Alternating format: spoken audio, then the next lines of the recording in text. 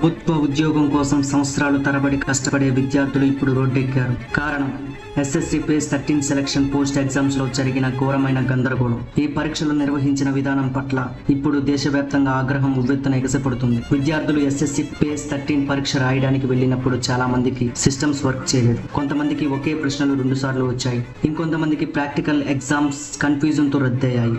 ఇదంతా జరుగుతున్నా ఎస్ఎస్సి ఎలాంటి క్లారిటీ ఇవ్వకపోవడం వల్ల విద్యార్థులు చాలా అసహనంతో ఉన్నారు. ఈ సమస్యలపై ఇప్పటి వరకు ఎలాంటి అధికారిక సమాధానం రాలేదు. ఈ పరిస్థితుల్లో వేలాది మంది విద్యార్థులు ఢిల్లీలో స్టాఫ్ సెలక్షన్ కమిషన్ ఆఫీస్ ఎదుట నిరసనకు దిగారు.